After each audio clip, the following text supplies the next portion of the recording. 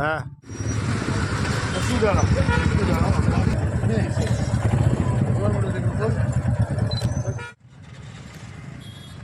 ৰাষ্ট্ৰীয় পথ সুৰক্ষাৰ মাহ 2026 উপলক্ষে আৰু ভাৰতীয় সেনা দিৱস উদযাপনৰ অংশ হিচাপে আজি কাছাৰৰ মাছিমপুৰ সেনা ছাউনীৰ পৰা বাইক ৰেলীৰ শুভাৰম্ভ কৰিলে শিলচৰৰ সাংসদ পৰিমল শুক্লবৈদ্য।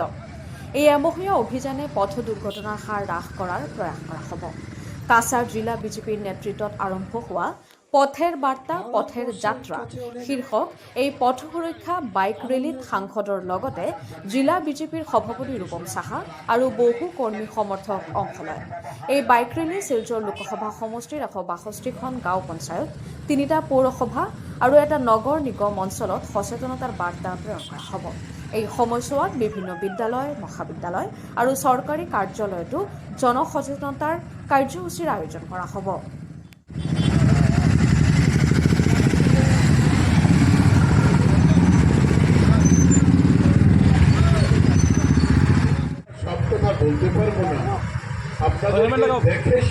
আজি মই আৰু আমাৰ জিলা কমিটিৰ সভাপতি সহ জিলা কমিটিৰ আমাৰ নেতৃবৰ্গ আমি এটা বাইক ৰেলীলৈ ওলাইছোঁ। বাইক ৰেলীটোৰ নাম আমি দিছোঁ যে পথেৰ বাৰ্তা পথে যাত্ৰা। আমি এনেকুৱা নহয় যে ডাঙৰ মিটিং কিবা এটা কৰিব লাগে। আমি আমাৰ দলেৰ কৰ্মীসকলক লৈ, দলেৰ নেত্ৰীসকলক লৈ আমি 162টা জিপিত যাম আৰু 4টা টাউন কমিটি আছে আমাৰ শিলচৰ লোকসভা কেন্দ্ৰত। এই প্ৰতিটা ঠাইত আমি যোৱাৰ চেষ্টা কৰিম। তাৰ মূল লক্ষ্য হ'ল যে আমাৰ কাছাৰতো বহুতখিনি এক্সিডেণ্ট প্ৰতিনিয়ত হৈ আছে, আপোনালোকে দেখি আছে।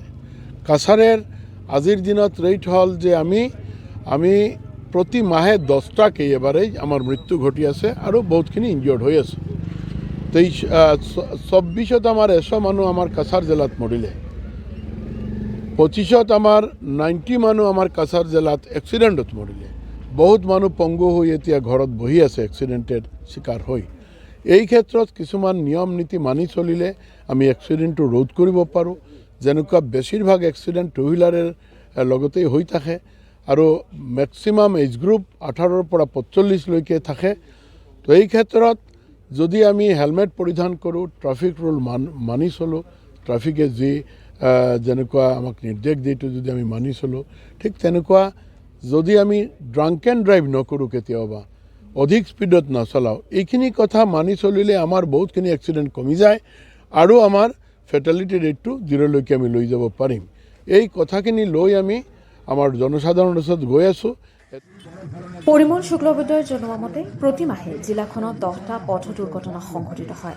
2024 চনত এই সংখ্যা আছিল 100 আৰু 2025 চনত 90।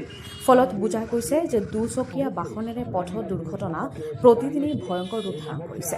এনে পৰিস্থিতি যান বাহনৰ নীতি নিয়ম মানি চলিলে পথ দুৰ্ঘটনাৰ হাৰ হ্ৰাস কৰা সম্ভৱ হ'ব বুলি তেওঁ মত ব্যক্ত কৰে। শিলচৰৰ পৰা আখি দাস, লোকমুক্তি।